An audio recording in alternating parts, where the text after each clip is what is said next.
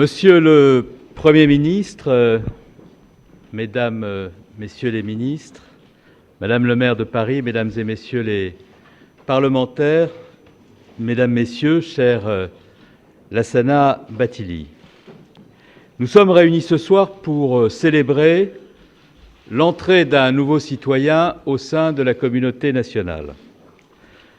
Depuis le vendredi 9 janvier, le nom de notre nouveau compatriote, auquel le Premier ministre va remettre son décret de naturalisation, s'étale à la une des journaux en France, mais aussi à l'étranger. Lassana s'est en effet comporté en citoyen courageux dans des circonstances exceptionnellement dramatiques pour notre pays. Cette cérémonie a pour objet de lui rendre un juste hommage au nom de la nation et de lui exprimer du fond du cœur toute notre gratitude. Elle est également l'occasion de rappeler que son nom s'ajoute à ceux des 57 610 Français qui ont obtenu la naturalisation par décret en 2014. Il s'agit là d'un signe que je souhaite relever de la force irrépressible de notre modèle républicain. Lassana compte au nombre de ces hommes et de ces femmes dont le courage, le sang-froid, l'altruisme se révèlent dans les moments de grand péril. C'est ainsi que le 9 janvier, lorsqu'un criminel qui avait déjà tué la veille une policière municipale a pris 23 personnes en otage dans le magasin Hyper Cacher où il travaillait, Lassana s'est efforcé de cacher au sous-sol plusieurs des clients menacés en leur donnant accès à la chambre froide.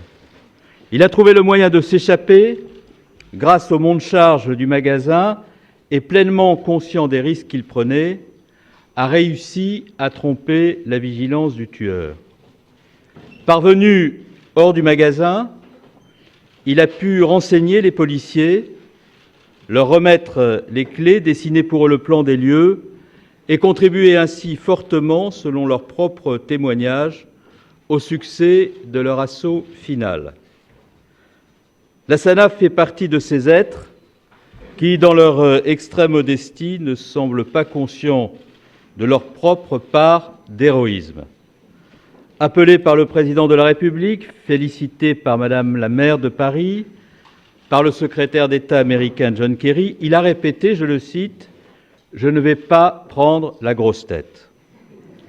Interrogé par des journalistes qui s'étonnaient parfois de la présence d'un employé musulman au sein d'un magasin Cacher, c'est à la fraternité humaine qu'il en a appelé pour expliquer les raisons de son geste.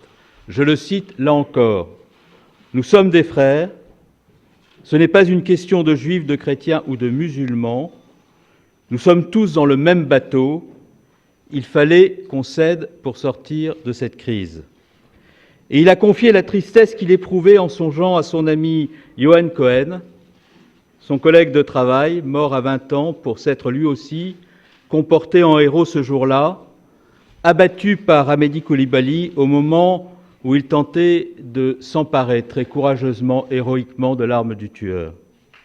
Cette cérémonie est l'occasion de saluer le courage de Yohan Cohen, d'exprimer notre immense compassion pour toutes les autres victimes du tueur, ainsi que pour leurs familles qui sont aujourd'hui confrontées à un deuil immense. Elle est également l'occasion de dire toute notre affection, toute notre sollicitude à ceux qui ont survécu à cette prise d'otage après avoir frôlé la mort et ont fait preuve eux aussi d'un grand courage. Plusieurs d'entre eux sont présents parmi nous ce soir.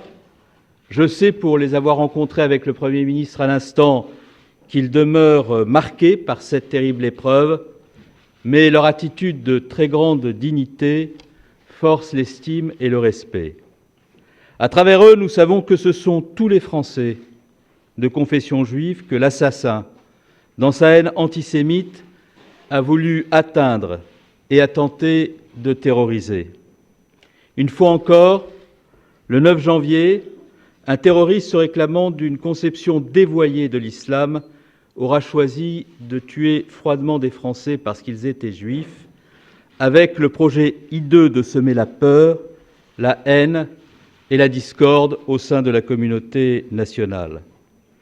Mais il n'avait pas prévu qu'un jeune employé musulman contribuerait à secourir des otages juifs et que ce geste de courage et d'humanité deviendrait le symbole d'un islam de paix et de tolérance, celui que pratiquent des millions de nos concitoyens musulmans qui ont été eux aussi horrifiés et endeuillés par les crimes des terroristes.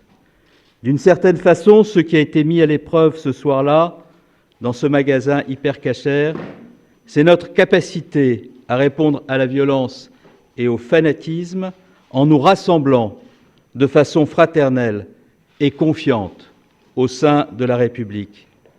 Celle-ci, vous l'avez dit souvent, Monsieur le Premier ministre, magnifiquement à l'occasion de votre discours de mercredi dernier, accueille et protège tous les Français de toutes origines et de toutes confessions. Elle ne connaît que des citoyens. Parce que je connais votre modestie, cher Lazana, je sais que vous ne m'en voudrez pas si j'associe également à l'hommage que nous vous rendons ce soir d'autres personnalités remarquables qui se sont manifestées au cours de ces sombres journées. Héroïques, les policiers tombés sous les balles des terroristes dans l'exercice de leur mission. Clarissa Jean-Philippe, Franck Brinsolaro et Ahmed Merabé. Courageux les dessinateurs et les journalistes qui entendent demeurer libres en bravant les menaces que font peser sur eux des fanatiques.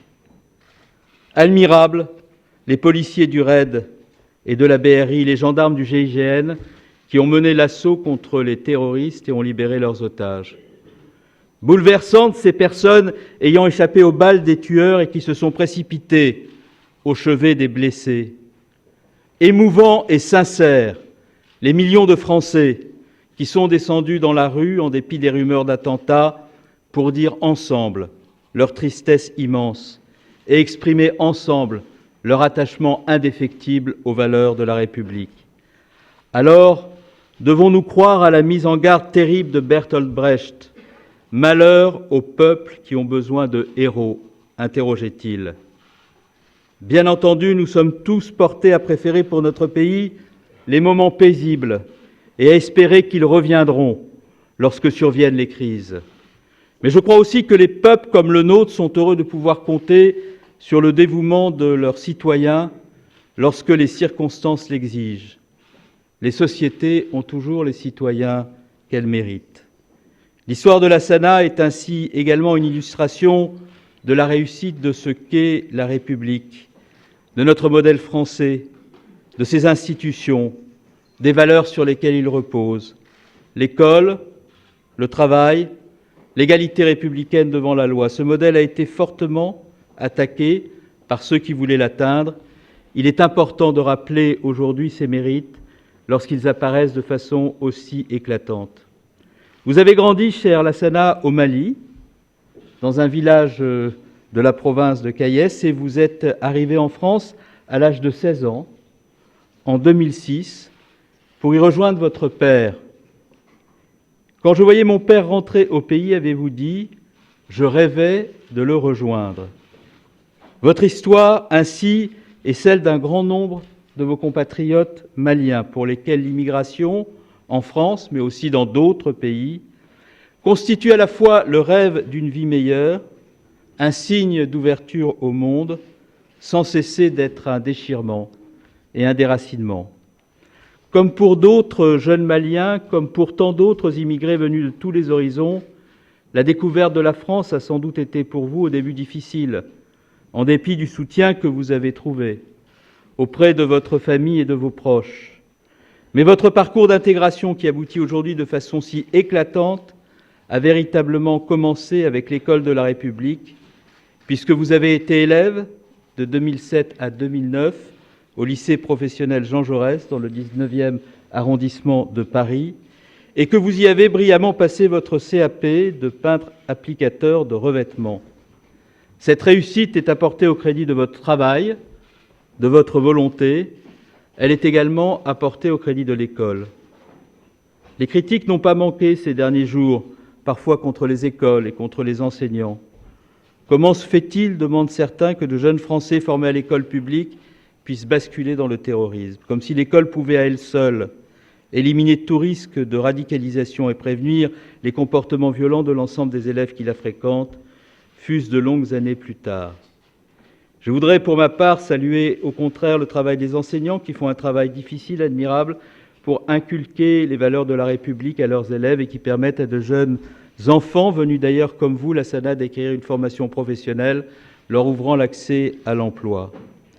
Et en vous voyant, je ne peux pas m'empêcher de penser à mon père, qui fut instituteur de la République et qui, lorsque j'étais enfant, réunissait ses fils de manière à être sûr qu'ils apprennent autour de la table, mais aussi les enfants de confession juive et musulmane. Et c'est ensemble que nous apprenions admirablement sous son autorité, avec son sens de la pédagogie, en ayant le sentiment et la fierté ensemble d'être français.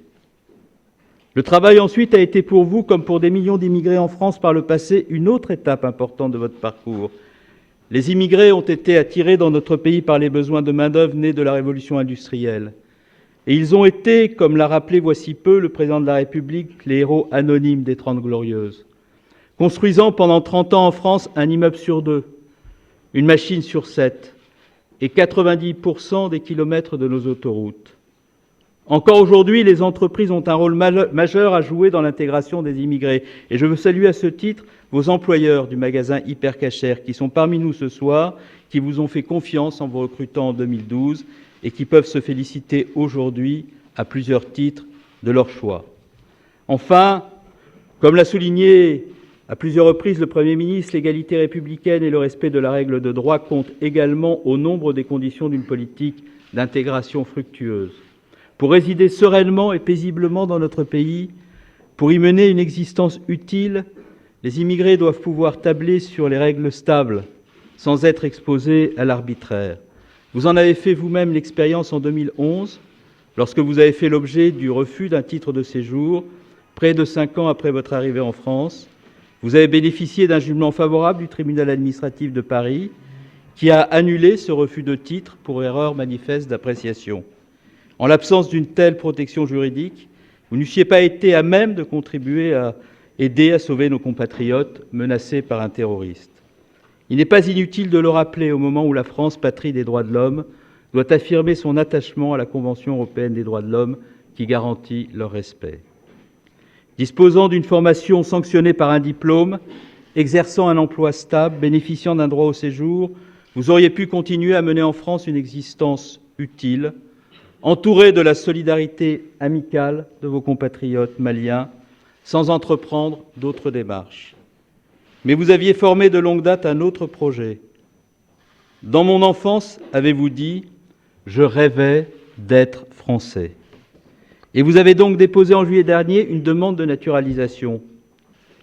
Ce rêve, il se concrétise aujourd'hui, un peu plus rapidement que prévu, parce qu'il est agréable de réaliser les rêves des valeureux, et parce que la communauté nationale se plaît à accueillir en son sein de nouveaux citoyens, lorsque, comme vous, ils en expriment le désir, embrassent ses valeurs et veulent participer à son projet collectif. Ce rêve est l'aboutissement d'un parcours d'intégration qui conduit également chaque année des dizaines de milliers d'étrangers en France à faire corps avec notre communauté nationale, à être assimilés, pour reprendre les termes du Code civil, et donc, sans nier leurs propres origines, à devenir des citoyens français à l'égal des autres. Vous auriez été naturalisés, cher Lassana, comme des dizaines de milliers d'étrangers chaque année, même si vous n'aviez pas accompli ce geste de bravoure. Car la citoyenneté en France n'est pas réservée seulement aux braves, elle est réservée à tous ceux qui ont la volonté de la rejoindre, partagent ses valeurs et vivent selon nos règles. C'est là ce qui définit la citoyenneté en France depuis la Révolution. Selon cette conception, comme l'a magnifiquement écrit Renan, l'homme n'est esclave ni de sa race, ni de sa langue, ni de sa religion, ni du cours des fleuves, ni de la direction des chaînes de montagne. Une grande agrégation d'hommes sains d'esprit et chauds de cœur crée une conscience morale qui s'appelle une nation. Être français, ce n'est donc pas forcément naître en France, ce n'est pas professer une religion plutôt qu'une autre, Ce n'est pas avoir le français nécessairement pour langue d'origine. Ce n'est pas non plus posséder une carte d'identité ni bénéficier d'une protection sociale étendue. C'est, comme l'a rappelé le Premier ministre avec force mercredi dernier, adhérer à des valeurs, à une histoire, à un projet commun. Certains ont eu la tentation, y compris dans un passé récent, de rationaliser l'accès à la nationalité française. Il faut, au contraire, que nous essayions d'être en conformité à chaque instant avec l'héritage républicain. Cher Lassana, vous avez exprimé le désir d'être français. C'est même le seul souhait que vous ayez exprimé lorsque les plus hautes autorités de l'État vous ont félicité pour votre acte de grand courage et vous interrogez sur la façon dont on pouvait s'exprimer la gratitude du pays. Vous avez embrassé les valeurs de la République, comme l'a amplement démontré votre comportement lors de la journée du 9 janvier. La liberté que vous avez contribué à défendre contre les projets criminels des terroristes, l'égalité qui vous a porté à secourir les hommes et les femmes en danger qui se pressaient autour de vous, sans songer un instant à ce qu'était leur origine, leur religion, leur position dans la société. La fraternité qui vous a inspiré au point de vous faire risquer votre vie pour sauver la vie d'autrui. Vous participez ainsi pleinement au projet collectif qui réunit notre pays et dont les grandes manifestations du 11 janvier ont constitué une illustration éclatante. Le projet de défendre, comme il l'a fait depuis 2 siècles, les libertés, les droits de l'homme sur son sol et dans le monde. Comme l'avait dit le général de Gaulle au cours des heures les plus sombres de la Seconde Guerre mondiale, il existe un pacte 20 fois séculaire entre la grandeur de la France et la liberté du monde. Le projet de faire vivre ensemble dans la prospérité, la concorde et le respect de l'autre, des Français de toutes origines, professant toutes les croyances, exprimant toutes les opinions. Le projet de donner à chacun et à chacune la possibilité de s'épanouir, de réussir, de mener une existence utile par son talent, par son courage, par son travail. Lassana Bathily, mon cher compatriote, j'aime à penser que vous êtes aujourd'hui l'un des visages de cette France dont certains ont pu prédire le déclin à divers moments de son histoire et qui s'est toujours relevée, libre et fraternelle. Cette France en défense de laquelle 4 millions de Français ont défilé la semaine passée. Cette France vers laquelle ont afflué du monde entier, dès qu'a été connue la violence qui l'a frappée, des témoignages d'affection sans nombre. Cette France, enfin, que plus de 77 000 nouveaux Français ont fait le choix de rejoindre l'an passé, par décret comme vous ou par le mariage. À tous ceux à travers vous, je veux adresser ce simple message, ce message qui nous rassemble. La République accueille tous ses enfants, sans quoi elle ne serait plus la République. Bienvenue chez vous, bienvenue avec nous, cher Lassana, et vive la République et vive la France.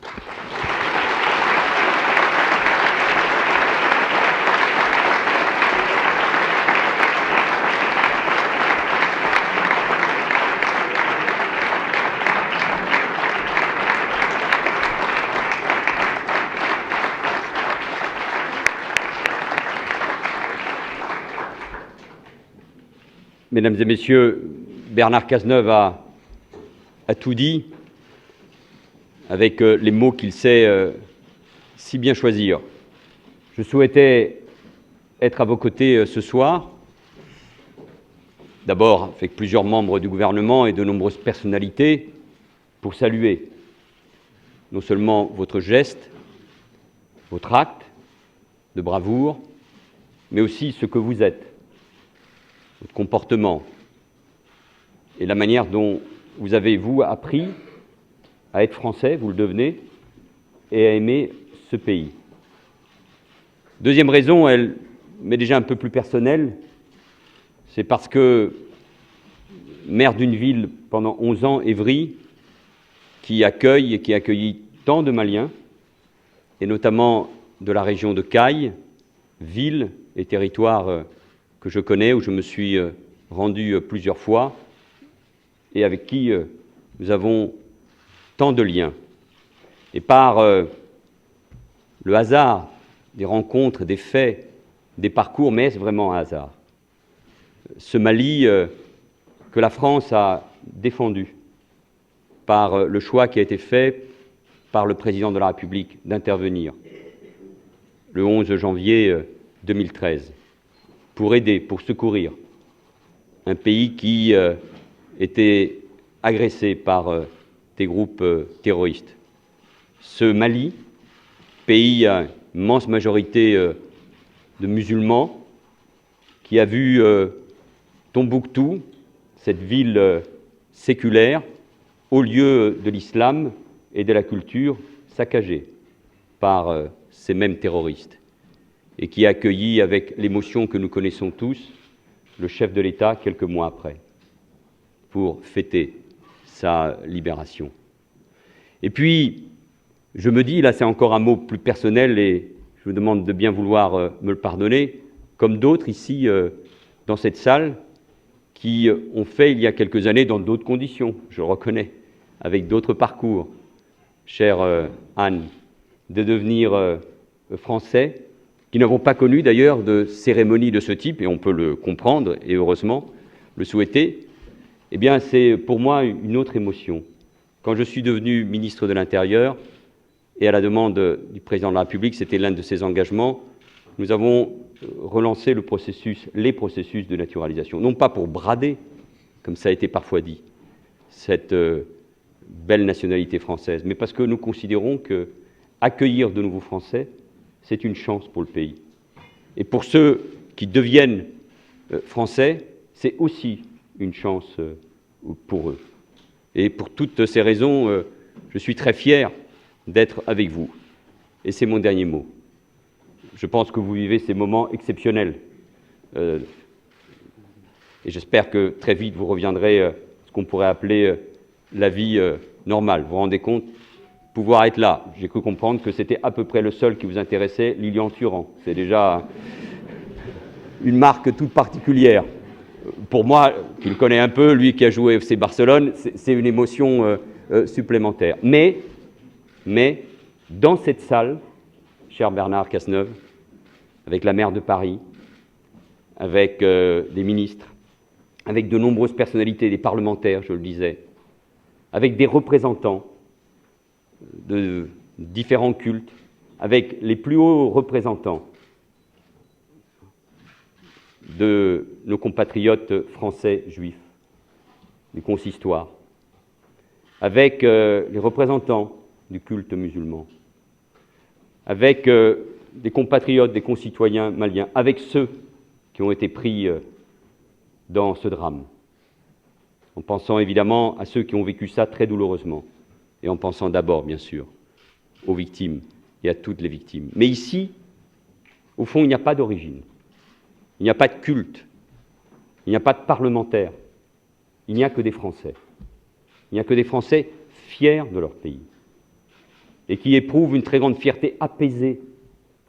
Ils aiment ce pays et sont patriotes, mais de manière apaisée, sans revanche, parce qu'ils aiment ce pays à l'instar de tous ceux qui ont manifesté dans le silence, pacifiquement, il y a quelques jours. On en a vu des images terribles.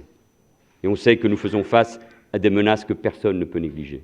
Mais avec vous d'abord, chers compatriotes, chers Lassana, et avec cette salle, je crois que nous donnons peut-être ce soir l'une des plus belles images de notre pays.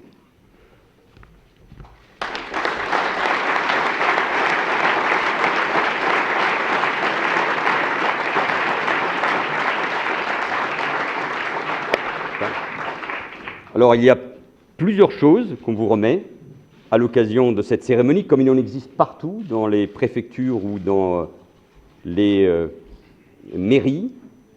Une belle lettre du président de la République, François Hollande, et tout ce qui se rattache à notre pays, mais je crois que vous connaissez parfaitement cela. Un passeport, ce n'est pas celui de ce soir, mais c'est le symbole.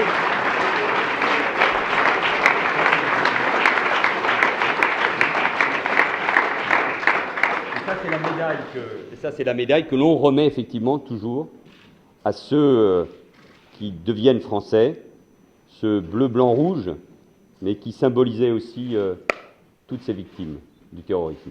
Et je pense notamment aux 3 policiers à qui nous avons rendu hommage il y a une semaine à peine dans la cour du 19 août de la préfecture de police de Paris. Bienvenue Bienvenue en France.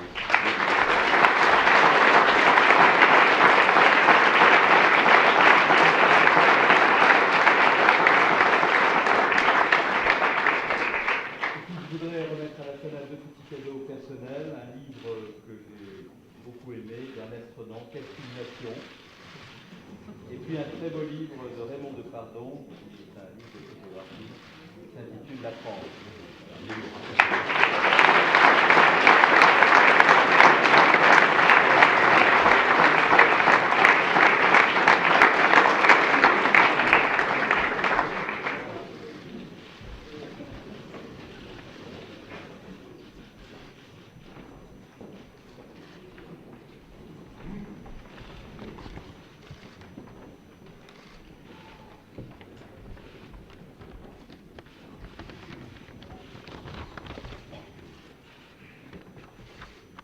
Monsieur le Président de la République, François Hollande, Monsieur le Premier ministre, Monsieur Manuel Valls, chers invités, Madame et Messieurs députés, sénateurs, maires, élus, équipes, je vous invite à remercier tout mon cœur accordé cette citoyenneté française. Ce soir, je suis très fier et très ému aussi. Je souhaite remercier chaleureusement tous qui m'ont fait confiance, qui m'ont soutenu depuis toujours. Je pense mes parents, ma famille en France ou au Mali, dans le monde entier. Je remercie mes amis, mes proches en France qui m'ont travaillé, partagé un moment agréable. Comme au foyer, au football, je pense aussi mon parent républicain, Denis, qui m'ont aidé depuis en 2007, qui m'accompagne mes démarches professionnelles, qui a toujours fait confiance et je lui dois beaucoup. Je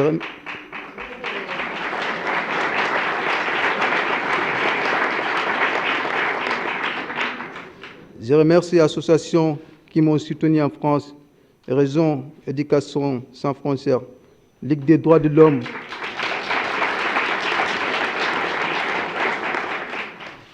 Centre de logement, jeunes travailleurs, aide travailleurs immigrés aussi. Je remercie Hypercacher, les confiances qui m'ont témoigné. Je remercie mon patron, Michel Amselem. Très bon moment ensemble au travail. Enfin, je remercie tous votre présence ce soir. C'est un moment très important pour moi. Je ne réalisais pas toujours, j'ai reçu en France, toujours été pour moi comme beaucoup des Africains qui sont rêvent en France. Je vis ici, d'autres rire, et notre tous, les gens sont égaux. Pour moi, il n'y a pas question de couleur.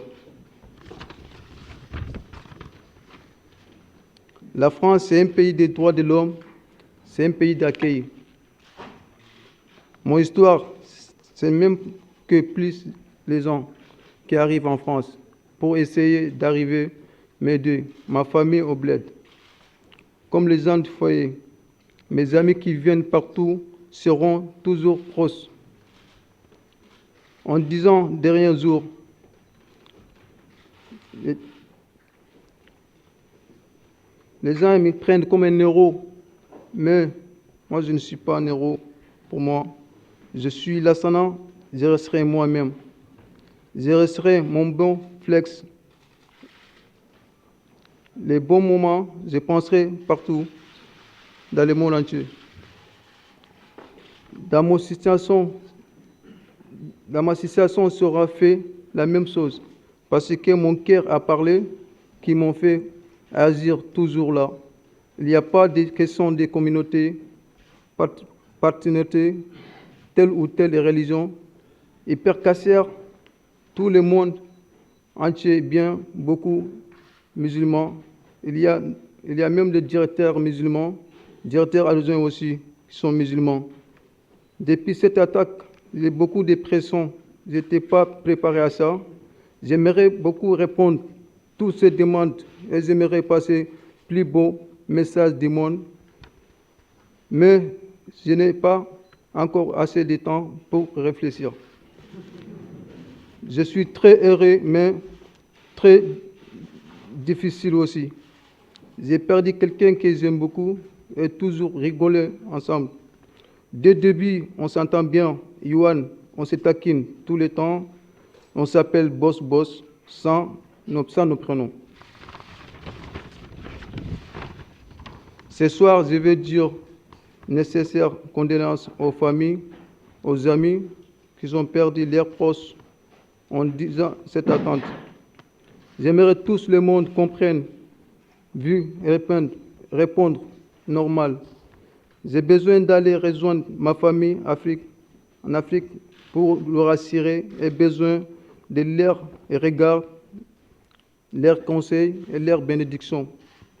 Je dois prendre le recul, réfléchir dès demain l'avenir. Maintenant, il faut que je pense mon projet, m'aider ma famille ou mon village. J'ai envie de soutenir les jeunes viennent intégrer en France. J'espère être soutenu dès demain comme je suis aujourd'hui. Je dois remercier tous les membres présents ce soir. Je suis tellement content d'avoir double nationalité. Vive liberté, vive amitié, vive la solidarité, vive la France.